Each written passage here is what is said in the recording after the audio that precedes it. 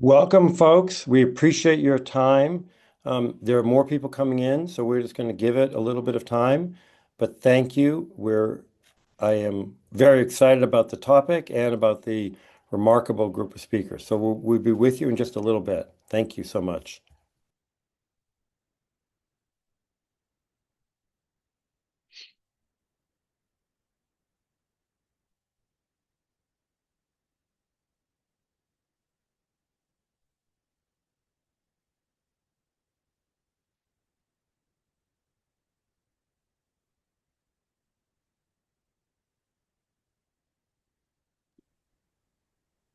Folks that have just joined, welcome. We'll be starting in just a little bit. My name is Stephen Rothstein from Ceres, and we have a great lineup here. So just as people are joining, thank you for your time, and we'll be back and get started in just a very short time. Thank you.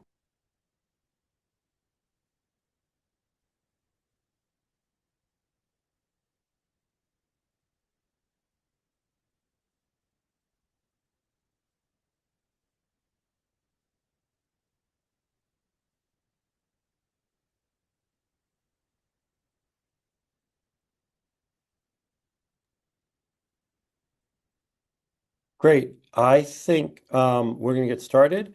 I want to welcome everybody. My name is Stephen Rothstein. I am the Chief Program Officer at Ceres, and we'll talk about freedom to invest in just a minute. I want to thank all of you for joining us. A few logistics before we get on with the substance of this. First, just to let you know that this is being recorded. We'll be providing all of you a link shortly after the completion. We'll also be posting on our website. So if for more people who want to see or learn from the remarkable speakers, if you have questions, please put them in the chat box. Don't wait till the end because we want to get the questions and understand them as much as possible. So we'll do our best to answer as many of them as possible. We also have a series of extensive resources, and one of my colleagues will put in the freedomtoinvest.org /shareholder-rights link, because there's a lot of resources there that you want to look at. Next slide, please. So now I'm not going to have them speak, but I just want to give you a sense that we're going to be starting with Jeff Mahoney, who's the General Counsel of the Council of Institutional Investors, then Brandon Reese, the Deputy Director of Corporations and Capital Markets at the AFL-CIO, and then we are incredibly fortunate, in addition to those two distinguished gentlemen, to have three of the nation's top financial officers, literally from across the country. Eric Russell, who's the Connecticut State Treasurer, Brooke Learman, the Comptroller of Maryland, Malia Cohen, the California State Controller. So having this much expertise, we're really fortunate to have them, and you're going to learn a lot from them in just a minute. Next slide, please. But before that, many of you are involved with Freedom to Invest, but if you're not, just want to let you know that it's an initiative that we started a few years ago back at Ceres, and it's pretty fundamental to believing that we believe in the marketplace. We believe in capitalism, we believe in investors, and that investors should have good information to make those decisions. And the regulatory markets, the state or federal or courts, shouldn't interfere with those markets. That relates to a broader set of issues, but also shareholder rights. Next slide, please. We're not going to go through all the details, but on this shareholder rights page, we have a lot of resources, including letters of support that have gone to either the SEC, challenging some of the questions the SEC is doing or other things. Next slide, please. And lots of media that a wide group of folks have included things. So just take a look at those later on. But now what I'd like to do is take down the slides and again turn this over to Jeff and then Brandon for their commentaries. Jeff, the floor is yours with deep thanks and appreciation. Good afternoon, everyone. I'm Jeff Mahoney, General Counsel of the Council of Institutional Investors. Thank you for allowing me to participate in this briefing today. My employer, CII, is a nonprofit, nonpartisan association with core members that are U.S. public, corporate, and union employee benefit funds with combined assets under management of approximately $5.2 trillion. Those members include major long-term shareowners with the duty to protect the retirement savings of millions of workers and their families, including public pension funds with more than 15 million participants. These are true and real Main Street investors through their pension funds. Since CI's formation back in 1985, we have developed and maintained a comprehensive body of membership-approved corporate governance best practices that are well respected in both the investor and corporate communities. Those policies, free of charge, are publicly available on our website, www.cii.org.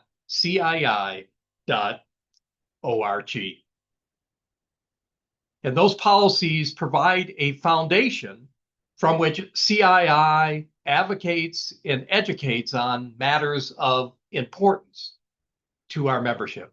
So let me just highlight one area of CII membership approved policies that are directly implicated by a Securities and Exchange Commission November 2025 announcement that for the current proxy season, the SEC staff would no longer provide substantive responses to most Rule 14a8 no action requests.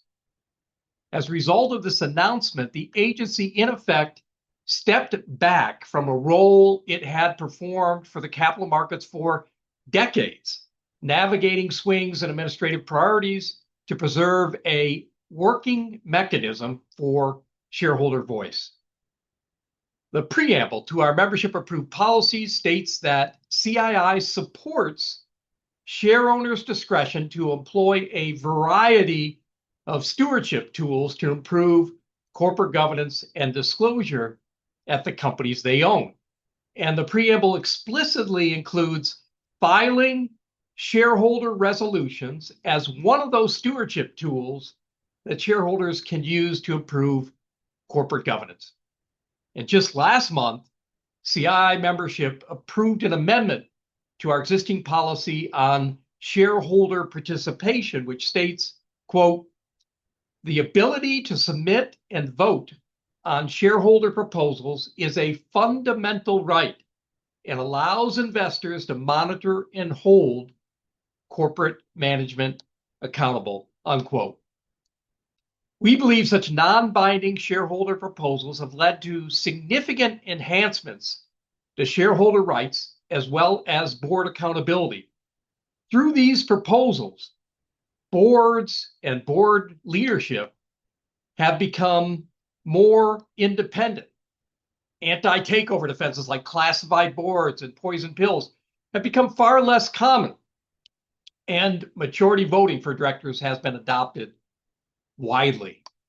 Overall, we believe the shareholder proposal process is an effective private ordering mechanism that promotes engagement and flexible settlements to the benefit of both companies and shareholders.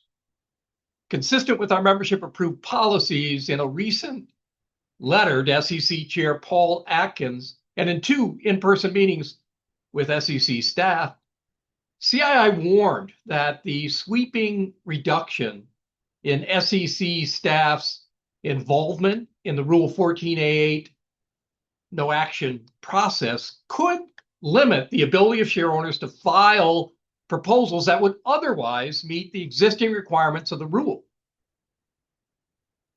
And that we believe good corporate governance practices could lead to special scrutiny of those corporate boards that rely on this new process to emit shareholder proposals. And further, that this special scrutiny could result in some institutional investors holding some company boards or directors accountable through either vote no campaigns or through litigation. Now, our warning has proved prophetic. To date, a half dozen shareholder proposals, including 2 CI public pension plan members filed lawsuits in federal court against companies that use the SEC's new process as a pretext to omit shareholder proposals from their proxy statements. So far, 3 of those companies have settled the litigation by reversing course and agreeing to include the shareholder proposals in their proxy statements. We have and continue to publicly and privately recommend to the SEC that they reconsider and reverse the new process as soon as practicable, but no later than the end of the current proxy season. Thanks again for inviting me to participate in the briefing, and I welcome your questions. I'll now turn it over to Brandon. Great, thanks, Jeff, and thank you to Sirius for the opportunity to speak to you today. The AFL-CIO is America's labor federation of 65 national and international labor unions. We represent 15 million working people. One of the highest priorities for union members is to provide for a secure and dignified retirement after a lifetime of hard work. We do this through our deferred wages that are invested in pension plans and other retirement savings. These retirement plans are invested in company stock that gives us a voice in the companies that we own at company shareholder meetings. Many of these votes are cast by proxy, which simply means to vote by ballot rather than in person. Proxy voting increases investment returns by holding boards of directors and corporate CEOs accountable to the owners of the company. Proxy votes determine the outcome of director elections, executive compensation plans, mergers and acquisitions, and as Jeff spoke about, shareholder proposals on environmental, social, and governance issues. To give you one example of why shareholder proposals matter, today nearly all companies submit their auditor for ratification vote by shareholders. You might be surprised to learn that there's no SEC rule or stock exchange listing standard requiring auditor approval by shareholders. Rather, it was the efforts of the Gilbert brothers back in the 1940s who were among the first investors to file shareholder proposals. And these auditor ratification votes were incredibly important for holding the audit firm Arthur Andersen accountable for the Enron and WorldCom corporate accounting scandals back in 2002. Now, these shareholder proposal victories are not limited to corporate governance issues, but they also include environmental and social issues such as political spending and lobbying disclosure, board and workforce diversity, international human rights, respect for workers' rights, and environmental sustainability. For many years, proxy voting by retirement plans was not controversial, but in 1988, it was the Reagan administration who first recognized that private sector retirement plans have a fiduciary duty to vote proxies in the interests of plan participants and beneficiaries. Previously, proxy votes were routinely cast in favor of corporate management if they were even voted at all. But in recent years, we've seen a politicization of retirement plan proxy voting. But this politicization is not coming from retirement plan fiduciaries or our investment managers. Rather, it's the Trump administration that has sought to turn proxy voting into a culture war issue. So in December of last year, President Trump signed an executive order titled "To Protect American Investors from Foreign-Owned and Politically Motivated Proxy Advisors." The executive order directs the SEC to revise or repeal the shareholder proposal rule. It also requires the SEC to regulate proxy advisors to curb any consideration of diversity, equity, and inclusion, or environmental, social, and governance issues. It directs the Federal Trade Commission and the Department of Labor to take similar actions. These attacks on proxy advisors and on the shareholder proposal rule are two sides of the same coin. Corporate CEOs want to keep proxy advisors from making vote recommendations to their clients that are contrary to management's own recommendations, and they want to silence the ability of shareholders to file proposals in the first place. So in addition to the shareholder proposal rule changes that Jeff's outlined, over the past year, the SEC has taken the following actions that limit shareholder rights. They've blocked the ability of small investors to file proxy communications on the EDGAR system for SEC filings. They've limited the ability of large institutional investors to communicate with their own portfolio companies. They've changed the longstanding prohibition on mandatory arbitration provisions that allow companies to block the ability of shareholders to file class action lawsuits. And currently, the SEC is soliciting comments on which parts of Regulation SK should be repealed. This is the regulation that informs all proxy statement and Form 10K annual report disclosures. That's not all. In January, the House of Representatives passed a bill that will discourage private sector retirement plans from voting proxies altogether by imposing burdensome new documentation requirements on proxy voting, as well as creating a safe harbor to refrain from proxy voting. And at the state level, we've seen Republican states attorney generals sue large asset managers over their proxy voting policies. We've also seen 11 state legislatures this year consider bills called the Proxy Advisor Transparency Act that creates a private right of action for companies to sue proxy advisors for any vote recommendation that they disagree with. These bills are modeled on a 2025 Texas law on proxy advisors that's been enjoined for violating the First Amendment. Texas has also passed a law allowing Texas companies to restrict the ability of shareholders to file proposals in the first place. So in sum, these political attacks are seeking to limit the freedom of retirement plans to consider environmental, social, and governance risks when making proxy voting decisions. And that puts all working Americans' retirement security at risk. Thank you, and I look forward to your questions, and I'll turn it back to Stephen to introduce the state financial officers. Great. Thank you so much, both of you, for the wide range of comments, from the update on the lawsuits to what's happening in states to the history back to the 1940s and other things. Again, there's so many questions for you, but we have three other incredible speakers I want to get to first. So first, as I say, we have three of the nation's top financial officers here.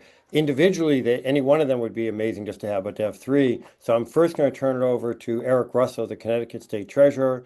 Then he will introduce or turn over to Brooke Learman, the Maryland Controller, and then we'll turn it over to Ms. Cohen, the California State Controller, for their introductory remarks. So Eric, turn it over to you. Thank you, Stephen, and good afternoon, everyone. Good morning to my friends out on the West Coast, and thank you to Ceres for putting this really important conversation together and for having us join you. My name is Eric Russell. I serve as the State Treasurer, and in that capacity, I serve as the elected Chief Financial Officer for the state of Connecticut. A big portion of that is I serve as the principal fiduciary for our state's $70 billion in assets under management that we are managing on behalf of over 200,000 state employees and teachers and retirees. I manage our state's cash and debt and also think about programs and the broader economy in our state, right? How are we creating more opportunities for people to be successful and create a pathway of financial success in our state? In thinking about our pension assets and Rule 14A8, which I know we'll be talking a lot about, is really foundational to shareholder rights. It ensures that investors have a clear and structured way to raise concerns and to engage with companies they own while relying on the SEC as an independent arbiter. And so when we talk about the freedom to invest, we're talking about the freedom to engage, to gather information, to fully understand our investments. And the shareholder proposal process is a critical pillar to that system, particularly for long-term investors. It ensures transparency and accountability and long-term value creation. And so I'm excited to talk more about that today and to answer questions. And it's always great to be participating, particularly with my colleagues, Brooke and Malia, who really have been leaders in this space. The Connecticut Retirement Plans and Trust Funds has maintained a robust governance program for over 25 years. We are long-term investors, as I mentioned. We're focused on the next 20 plus years, not just what's right in front of us. And our engagement is grounded in fiduciary duty on behalf of our pensioners in the state, as well as our taxpayers whose resources are going into our funds as well. And so we work alongside our institutional investors to strengthen governance and to manage risk, which is ultimately about driving those long-term returns. And our goal is to ensure that companies that we are investing in are resilient and that they're well governed and that they're positioned to deliver sustainable returns over time. Right? These shareholder proposals that we're talking about are one of the most effective tools we have in terms of that engagement, because they create accountability when dialogue stalls. They open doors to productive conversations, and they drive measurable improvements in governance and risk oversight. And so I think the way that This topic has been talked about recently as it's being politicized, is that somehow these proposals and this dialogue are creating conflict. And the reality is that these reinforce exactly what we are trying to do from an investment perspective in terms of driving long-term value. And we've had examples of this being effective here in Connecticut. One of our earliest and most impactful engagements began back in 2001. And it's when Connecticut filed a shareholder proposal at American Electric Power, then one of the largest greenhouse gas emitters in the utility sector. And that filing launched a multi-decade engagement that continues today. And there have been key outcomes as a result of that. In 2004, AEP issued a report on their emissions policy impacts. So we were able to, again, get disclosure around the impact of conduct by AEP.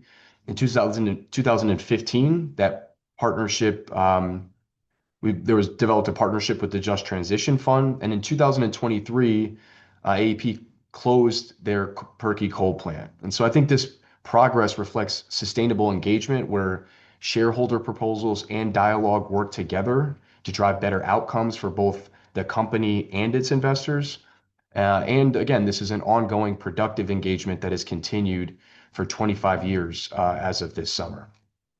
Even in routine cases, these proposals are essential. Recently, after repeated unsuccessful attempts to engage a company on board diversity disclosure, filing a shareholder proposal prompted a response, and that company re-engaged. Dialogue became productive and more meaningful, and the proposal was ultimately withdrawn following an agreement. And so without that proposal process, that engagement likely would not have occurred, or would have been something that dragged out and had to be a lot more adversarial in the process. And so, again, the ability to file shareholder proposals and to rely on the SEC as a neutral arbiter ensures that investors' voices are heard. And that has ultimately strengthened governance standards, improved risk management, and contributed to better long-term performance here in Connecticut and for those who have put this into practice.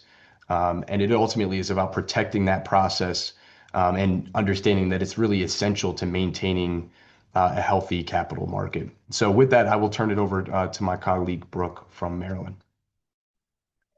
Thank you so much, Treasurer. Great to be with you and the Controller and our friends from Cirrus. Thank you so much for bringing us together, and great to always be on something with CII and the AFL-CIO. Just again, a huge thank you, Stephen, to you and all of your colleagues for organizing this important event. I'm Brooke Learman. I'm honored to be the 34th Comptroller of the state of Maryland. And as Comptroller, my work is really focused on working in partnership to create a state that's more equitable, more resilient, and more prosperous so that all Marylanders can reach their full potential. Creating that state really requires that investments can grow, shareholder rights are protected, and that the future we build is done so together with open participation from those with a stake in what comes next. In this role, I'm focused on building a more affordable state and ensuring that the future of our families, that the future our families rely on is one where investments that they make today are growing tomorrow. And I do this as sort of the elected CFO of the state of Maryland by sitting on numerous state boards that guide state spending, including our pension system board, and by equitably administering our tax system. And I'm here today because as a trustee and vice chair of the Maryland State Retirement and Pension System, I have the responsibility to help ensure strong, sustainable returns for the hundreds of thousands of Marylanders who really rely on the system and its $80 billion portfolio for their retirement security. Shareholder engagement, it's a key part of how we fulfill that responsibility. Proxy voting, the shareholder proposal process, they are practical tools that help us manage risk, improve corporate governance, and protect and improve long-term value. I think as you'll hear again and again throughout this session, in the investment world, engagement is not a buzzword, right? It is a core part of responsible oversight. And so tools like proxy voting and the shareholder proposal process, they really help investors encourage companies to strengthen board oversight, improve disclosures, align executive pay with performance, and more. You've been given many examples of ways that that engagement has led to better long-term results. I think the evidence is very clear. Even when proposals don't pass, they often spark meaningful conversations that lead to real change. And now we have these new barriers that have emerged, right? The shifts in Rule 14a-8, efforts to limit proxy advisors, state level attempts to restrict shareholder proposals. All of these developments really threaten to weaken a system that has been working for decades. And the cost of that isn't procedural, it's financial. These barriers can directly affect the ability of long-term investors to manage risk and protect value. And that's why this isn't a partisan issue, right? Because strong shareholder rights support strong markets. They help companies prepare for the risks ahead, seize long-term opportunities, and recognize the challenges in front of them. They give investors a constructive way to raise concerns early before those concerns turn into real trouble. So I think our goal is simple, right? We want markets that are fair, transparent, and built to last. That, to me, is really why this work matters, and it's why today's conversation is so important. Thank you to everybody who's joining. I'm excited to be a part of this, and delighted to welcome my colleague, the Controller of California. I have all three different types of state financial officers, I think: treasurer, comptroller, and controller. The Controller of California, Malia Cohen. All right. Thank you so much. Thank you, Brooke. I appreciate that introduction. Hello, everyone. Quite exciting times and important times that we are living through. I was asked earlier, how are things going in California? And, honestly, it's choppy. It's choppy. You get whiplash. You're looking in one direction and then you wake up and you're looking in another direction. There's a lot of information. There's a lot of things that are happening. I am first want to begin recognizing the freedom to invest. Thank you very much for elevating this conversation. Thank you for bringing us together. I want to also highlight and acknowledge the exceptional leadership from the AFL-CIO and then also the Council of Institutional Investors. Thank you for pushing back on efforts that are clearly looking to erode shareholder rights. So, by way of introduction, my name is Malia Cohen. I'm a native Californian. I am the 33rd state controller. I'm in my fourth year of my first term. And as California state controller, I am the chief fiscal officer for the fourth largest economy in the world. And this is something that I take incredibly seriously. Our responsibility to safeguard not just public dollars, but the integrity of the entire financial market. That is not something that we're just taking lightly, because we all know that when markets lack transparency, when anything lacks transparency and accountability, people lose. And generally, it's people at the bottom that are losing. It's the people that are depending on CalPERS and CalSTRS to deliver for them. And it's not just the investors that are losing, but it's workers, it is retirees, families such as my own. All of us collectively are relying on the success of these two pension funds and more for the health and vitality and the wellness for the state of California's economy. And right now, we are seeing very troubling signals coming from the SEC. It is becoming increasingly difficult to understand what's happening inside an agency that lacks transparency and from lacking transparency from the current administration. But what is definitely clear, abundantly clear, is that there is a coordinated effort underway to fundamentally shift the balance away from accountability and away from shareholders. So there are three things that I think that I want to highlight, and then we will go into the discussion. First, I want to just highlight that we're seeing a clear move to insulate corporations from accountability. Now, I don't understand why people are shying away from accountability and the transparency, because we know that this makes investments, that this makes the market environment healthy, robust for all to be able to thrive in. But enforcement actions have dropped significantly by roughly 30% in 2025, and the total monetary settlements have reached historic lows. And again, this is following the change in administration. All while at the same time, the push towards mandatory arbitration is limiting investors' ability to bring class action lawsuits, which effectively closes one of the most important avenues for corporate accountability. There are also internal signs. We have seen 1 in 5 SEC employees leave. Huge indicator, but a quiet one. They left during the last fiscal year, and frankly, most of them are left during or with voluntary departure. There's a leadership change, including the resignation of enforcement leadership. The second point that I want to highlight is that we are witnessing a very deliberate and intentional shift away from the shareholders' voice. They are looking to eliminate it, to squelch it, to eradicate it altogether. And changes to the no action relief process are making it harder, as we all know, for individuals and institutional investors to raise their issues through shareholder proposals. At the same time, I think Eric Russell mentioned this, pressure on the proxy advisory firms and index funds, it's influencing how votes are being cast. It's tilting outcomes in favor of corporate management. So I think what is most concerning, for me, what is most concerning is that we're seeing a movement towards a system where retail shareholders' votes can be automatically aligned with management preferences. And that's not empowerment. The third point that I'm going to rest on is that the SEC appears to be prioritizing an IPO on-ramp over strong governance standards. And that is incredibly dangerous. There's a narrative emerging that disclosure requirements and investor protections are somehow a burden, an inconvenience, something that companies are discouraging. Companies are discouraged when going to public. And so one of the things that I definitely rest on that I talk about often is about transparency. It's not a barrier, but it's just the foundation. It's a foundation that we use to build trust within markets.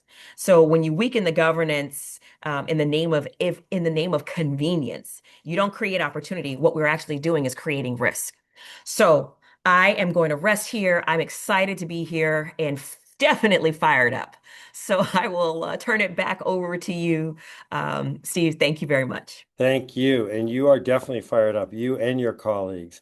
We're now going to go to questions. And I think just my questions alone will only take us 3 days because you've raised so many important issues. We're not going to get to everything. But let me start with Jeff or Brandon on the first one.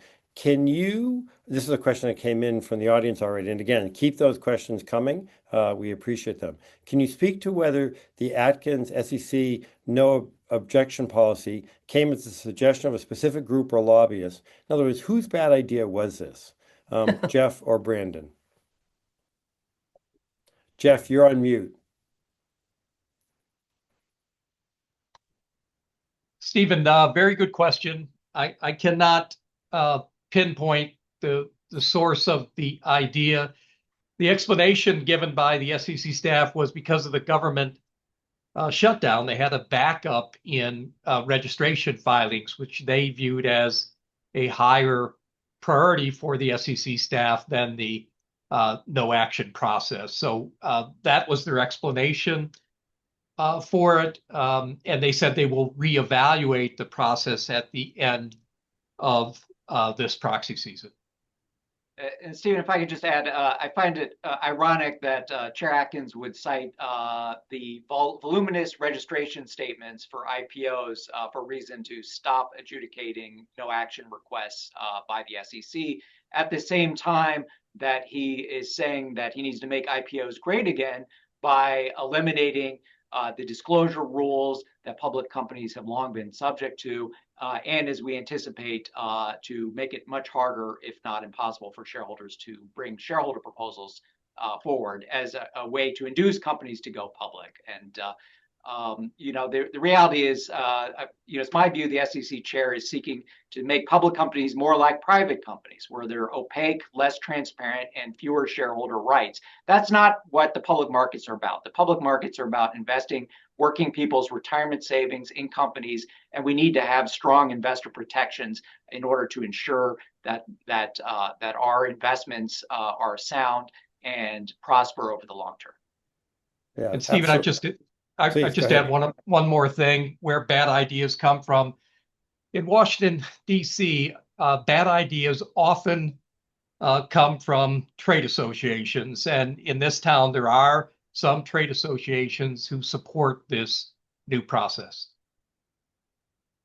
That's helpful context. And I just want to highlight a point that Jeff said briefly at the beginning, but just for everyone, that these shareholder resolutions, or over 95% of them, are discretionary, are voluntary, so that they're important just to understand that piece.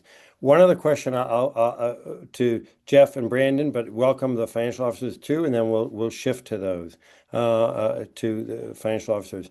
With states targeting proxy advisor firms and others that work in the shareholder ecosystem, what's next? Investors and companies will have to invest more time in this patchwork of state laws that, Brandon, you referred to. It's actually gone now from 11 to 13 states that are doing that. So what do you think about all these states, and how do we push back? Again, Jeff or Brandon, but welcome any of the financial officers, and I'll turn to them in just a second. Brandon, I can start. I mean, our members voluntarily contract with proxy advisors to obtain high-quality research that they can use to assist them in applying their proxy voting guidelines to the thousands of voting items that appear on the ballots of the companies that they own. Our members are largely passively invested, which means they end up owning a small percentage ownership in a large number of companies. And that makes it very difficult in the short time frame, since most companies have their annual meetings in the spring. Our members, consistent with their fiduciary obligations, have a short time frame to review all of the voting items at all the companies they own and make a decision about whether and how to vote on each of those items. And the proxy advisor research is invaluable in helping them to have a very efficient process, or a more efficient process, in voting their shares. Brandon, do you want to add anything, or should I move on? I think Jeff gave a great answer, but yeah, no investor is required to use proxy advisor research. Again, this is the free market, right? That investors are seeking out additional research, and investors also don't reflexively vote what some issuers have called robo-voting, to blindly follow proxy advisor recommendations. It's like getting research whether to buy or sell a company stock. Investors don't blindly follow the vote recommendations, the investment recommendations they receive. They assess it, they consider it, and so for these states to be limiting the marketplace of ideas by imposing these restrictions and creating litigation risk for proxy advisory firms, it's an effort to shoot the messenger, to silence the ability of investors to vote independently, and for our retirement plans to vote in the best interest of our plan participants and beneficiaries. So it is a dangerous development. We're very fortunate that the Texas law has been enjoined for violating the First Amendment, and we hope that we will not see this continue to become an issue in other states. Great. I'm going to turn this over to our state financial officers, but Jeff or Brandon, if you have things you want to add, feel free. And all three of you can answer, or if just one of you and you want to move on to the next question. Again, we have more than enough questions. So there are lots of issues that you're responsible for. You referred Controller Cohen earlier to being these are choppy times. How important is this issue? How important is it that investors collectively you represent hundreds and hundreds of billions of dollars of assets. And for the teachers and firefighters and other state workers in your respective states, how important is this proposal to keep engagement, to keep the shareholder option open? I'll turn over to three of you, and Treasurer Russell, do you want to kick it off? And then I'll turn to anyone who wants to say anything. Sure, I'm happy to kick things off. I mean, I think this is critical, right? And I think this is touched on before. I think a key piece to this is where does it stop, right? I mean, if folks are going to weigh in terms of our ability as investors to gather information, to be able to evaluate risks and circumstances and things that impact our long-term shareholder value, where does that end, right? I think that's one big concern, is the kind of slippery slope nature of what we're seeing, but also just from a very practical perspective, right? We are all in alignment that our goal is to generate strong returns for our pensioners. We want to save our taxpayers' dollars in our states, and we want to make sure that people who have spent their careers working hard in our school systems and for the state have secure retirements down the road. And so there's no misalignment there. I think what is very clear is that these risk factors are ultimately contributors to whether or not we achieve those goals long term. And so as we continue to engage and wanting to make sure that we're engaging in a constructive way, I think what I'm concerned about is by taking away this very defined and clear process for how we engage with companies, it leads to the fact that any future engagement is going to be a lot more adversarial or less constructive, and that we are going to need to spend a lot more time and resources as investors to try to ultimately resolve those same challenges. And so I think making sure that we have a clear process to meet those long-term goals, to engage constructively, makes this a really critical issue for us long-term. In addition to what the treasurer said, always keeping mindful, or at the top of our mind, who we are representing. Why are we here? We're here to protect the interests of working class people so that they may retire and have wealth. And edging out the voice of individual investors reduces the ability to generate wealth. And that's the part that I don't understand. I mean, we're all here trying to enhance our bottom line. Why would we cut our nose to spite our face? We're doing well. CalPERS and CalSTRS, as you know, collectively both of those funds have about $800 billion of assets under management. And so this disruption, I think, Stephen, you described it very well in the opening remarks about being more of I guess, a clarion call between right and left, Democrat and Republican, drawing the line in the sand. This is one area I think that should be neutral, because all of our collective interests are bound together. And so I want red states to be successful, and I want blue states to be successful, because in the end, our country prospers, our local economies prosper. And I feel like the conversation has been so diluted and it's just been lost. We need to elevate the conversation again and remind people that we are looking to enhance these portfolios so that we can deliver on the promises that each one of us, elected either a red state or a blue state, have made to our pensioners. Great. Controller Lerman, do you want anything on that, or should I go on to the next question? Okay. Next question, and I'll start with you in Maryland. There's been, as was said earlier, there's now been 6 or 7 lawsuits from investors who, and some have been settled, some are still working the process. That is unheard of based on other years. What does that say about the system and what's working and not working? And what do you think? How do we try to turn this around? Sure. Yes, it is very unusual and certainly reflects growing strain in the system. For long-term institutional investors, we don't choose litigation lightly, right? Litigation is not the preferred path. And I say this, just speaking on my own and not for the full board, and also as a former litigator. Now I'm looking at something and deciding how much it will, we need to move forward or not. And, our goal as a long-term institutional investor is to engage constructively always through established governance channels and resolve concerns through dialogue. So when investors begin turning to litigation more frequently, it certainly suggests that those traditional pathways are becoming less and less reliable or accessible. And that's concerning because litigation is more costly, it's more time consuming, and inherently it's more adversarial. It shifts the relationship between investors and companies away from collaboration toward a shared endpoint of increasing long-term value and toward conflict. So, from a fiduciary standpoint, right, we need to be focused, though, on preserving the processes that allow for effective engagement before it reaches the point of litigation.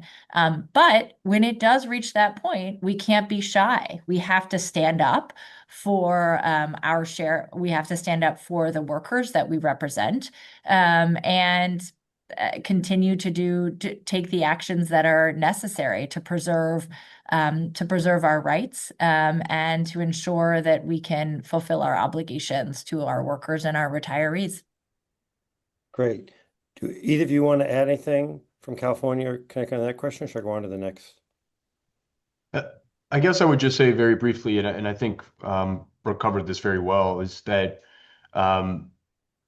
as I mentioned earlier, I think for decades, the SEC really has served as this independent arbiter. And I think what we're seeing with this increase in litigation is just that that role has become less predictable, and that investors can't count on that reliability anymore, right? I think so. I think what this just underscores is the importance of clear and consistent no action processes, right? Because if that is not the case, if people don't feel like there is this trusted, reliable way to actually engage meaningfully, that what people are going to turn to is litigation, not because it's preferable, but because the traditional process is just becoming less reliable.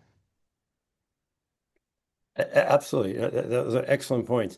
Let me ask a question for anyone on the panel who wants to. Before I do that, several people have said, and we completely agree, that this is nonpartisan. And as an example of that, about a month ago, there was a Wall Street Journal editorial that I co-signed with the leadership of the chairman for the National Legal and Policy Center. Now, they're very conservative on many issues. We don't agree. And in fact, the opinion piece started off by saying, we don't agree on many issues, but I believe they should have a right to introduce anti-ESG shareholder resolutions, even though I may disagree with the substance of them, and shareholders should have the right to vote on those. And so that's by the way, that's one of the resources listed on the Freedom to Invest /shareholder rights page. So if you're a retail investor, before it gets to the lawsuit, what do you think you should do now? Do you think a letter to your member of Congress, a letter to the SEC? What would you do? What do each of you recommend? So I'm going to turn this open to anyone who wants to jump in first. Jeff, Brandon, do you want to kick it off? Or Brooke, I see you came off Sure. I was mute. just going to say, I do think that coordination is critical. Institutional investors, especially public pension funds, I think it's important that they continue to work together to really clearly articulate why shareholder rights matter from a fiduciary standpoint. And I think that includes engaging with regulators and participating in rulemaking processes. Second, I think investors should continue using all available stewardship tools in a disciplined and really consistent way. That includes proxy voting, thoughtful support of shareholder proposals, direct engagement with companies, and more. And also, like you did in your Wall Street Journal article, really centering that this work is grounded in long-term value creation, risk management, and accountability. And understanding that pulling back is not a strategy, right? This is a moment that we have to stay engaged, we have to stay principled, and we have to stay focused on long-term outcomes. Also, to the extent that we can explain this better in a more sort of user-friendly way for the people that we are representing.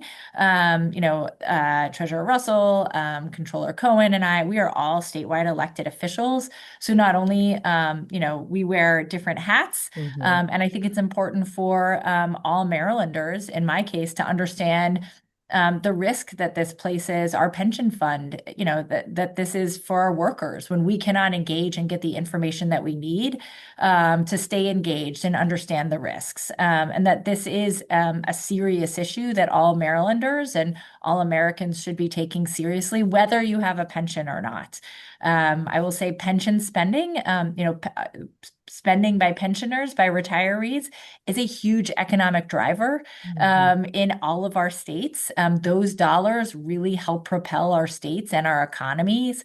And so ensuring that we are continuing that long-term value creation so that that money is there for retirees to have and to spend is essential to everybody.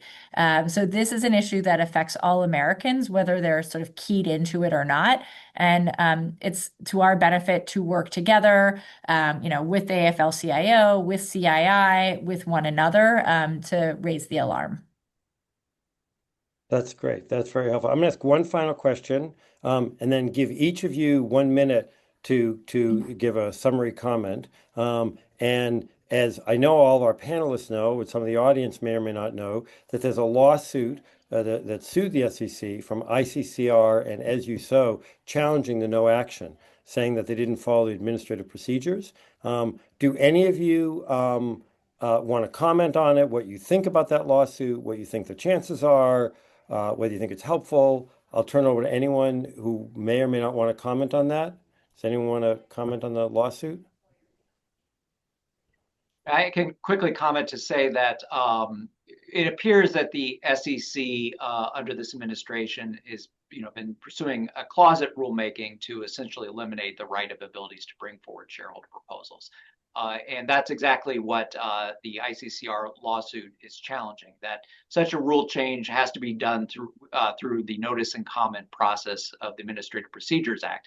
And so, yes, it's important, just as individual shareholders are turning to the courts to defend their right to file shareholder proposals at individual companies, for investor organizations like the Interfaith Center for Corporate Responsibility to be challenging these changes writ large at the SEC. And then finally, I would just say that the SEC is expected to put forward a proposal to either eliminate or significantly curtail the shareholder proposal rule that is part of the Trump executive order that I referenced in my earlier remarks. And if we're going to save our shareholder democracy, it's vitally important that we participate in our political democracy. And that includes individual investors, institutional investors, pension plans, commenting during that proposal rulemaking process in order to ensure that investor voices are heard, because the SEC does have a mandate to protect investors, not companies, not corporate CEOs, but investors. And we need to hold the Securities and Exchange Commission to that standard. Absolutely. Ceres is in what I'd call violent agreement with what you and so many of the other distinguished speakers have said.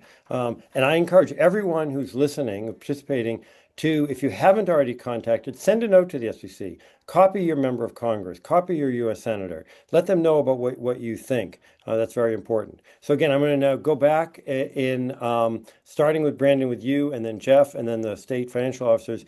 Literally 1 minute, either a point you didn't get to make or something you've already said, do you want to highlight as we begin to wrap up? There's so much more. But Brandon, I'm going to start with you and then over to Jeff.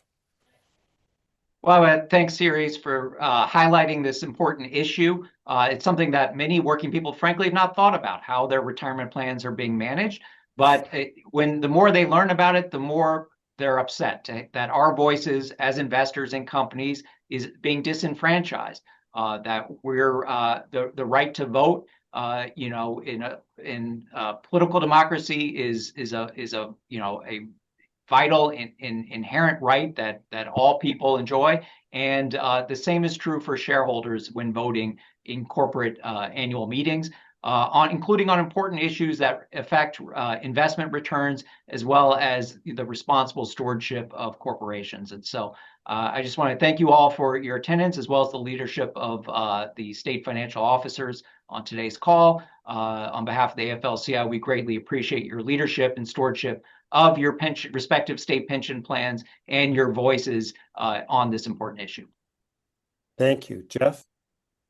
Yes, Stephen, I as well want to thank you for the invitation to participate in this important session today, and also all the other attendees. It's very helpful to have you raise these concerns. Corporate governance is critical to long-term shareholder value, and we're in a period right now where there are efforts to reduce the quality of corporate governance and shareholder rights. As mentioned earlier, Stephen, and I just want to second it, that I think it is important for everyone who's concerned about what's going on to weigh in to policymakers, both at the federal and state level, and particularly at the Securities and Exchange Commission. We have narrow majorities in Congress right now, so legislation is very difficult to pass no matter what the topic. But as Brandon pointed out, the SEC is taking actions in this area. Most of the actions to date have not involved rulemaking.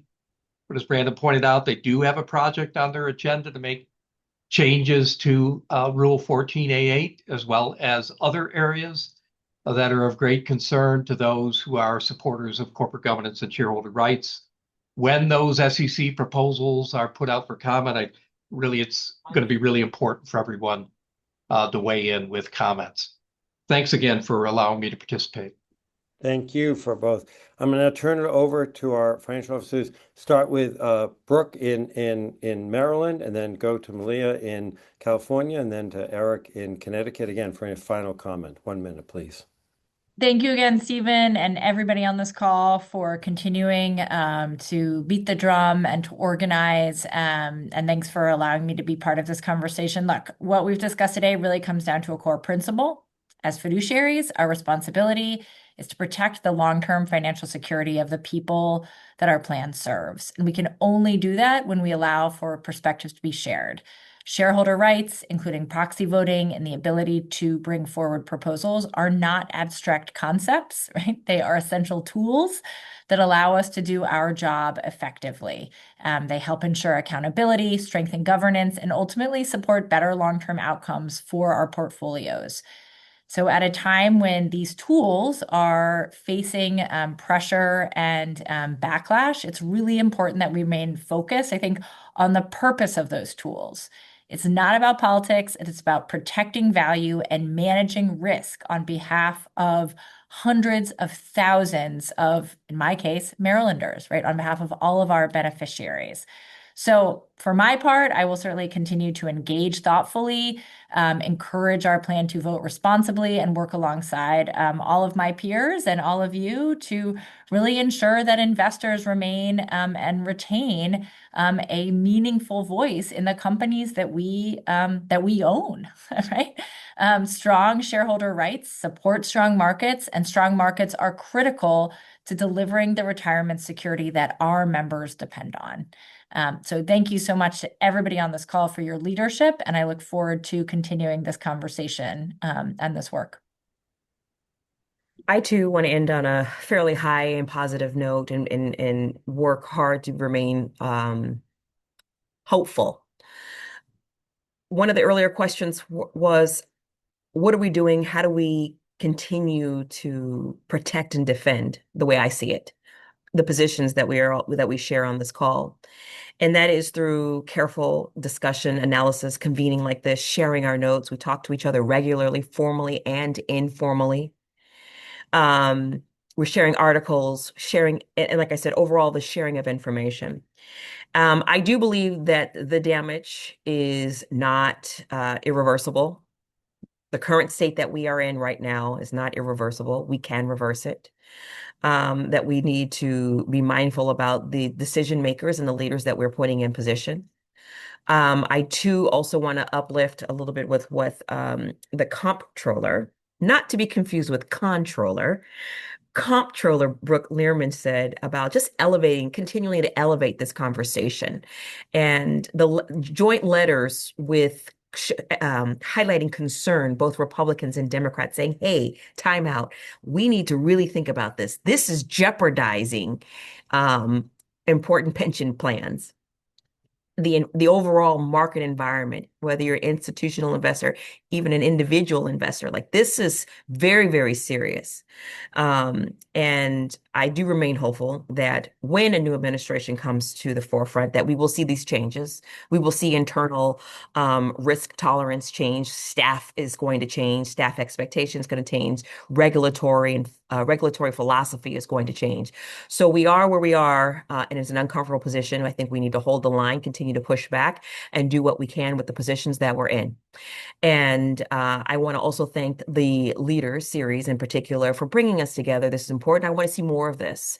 We had a little over 100 people on the call. We should be double, triple, bringing in huge numbers, because this is this brings us together. This is, again, we're collectively tied to the future of these markets. And my goal is to make sure that they remain prosperous. Great. Eric, very briefly. Yes, I'll keep it very quick. Thank you, Stephen. Thank you, Ceres, and thank you to Brandon and Jeff and AFL-CIO and CII for all of your collaboration and work together. And as I mentioned earlier, to the comptroller and controller for all of your work and partnership. Listen, this is ultimately a time where we all need to be doing anything and everything we can around this issue and so many more in terms of holding the line. I think what we're seeing right now is just another example of these attacks that ultimately favor large corporations and wealthy executives at the expense of working people that we are ultimately trying to do the work on behalf of every day in our states. And so what will continue to guide us is the work that is going to drive long-term value and strong returns for our pensioners in our state and for our taxpayers in Connecticut. And this is really a key part to that work. So I just look forward to continuing the work that we have ahead together. And appreciate everybody for being on. Thank you so much. If I can ask my colleague to put the slide up. First, I am more inspired than I was an hour ago because of all of you and your advocacy. Thank you. I also want to add my thanks to everyone at Ceres. There's lots of people behind the scenes. Normally I would identify all of them, but in the interest of time, just you know who you are, who've made all this help happen. Thank you very much. I also we asked earlier about what you can do. We're having an Investor Voice Network Advocacy Day in Washington on May 5th. If you'd like to get more information, both Andrew, who's listed there, the amazing director of our Freedom to Invest, his email there or mine's in the chat. Feel free to reach out to one of us. Next slide, please. And then very briefly, we have a variety of other activities happening. Ceres does. Next slide, please. We have a series of webinars on our insurance work. We are doing a variety of things on Climate Week. There's a now Climate Week in many cities, but if you want, you can go to our website and there's information about what we're doing in San Francisco or Boston or London, obviously New York as well. And we want to stay involved. If you have advice, as Lauren put in the chat, or ways to make this better, let us know. So thank you. We need your voice. Join me to thank these amazing speakers for their leadership each and every day. And I hope everyone has a great day. Thanks. Bye-bye.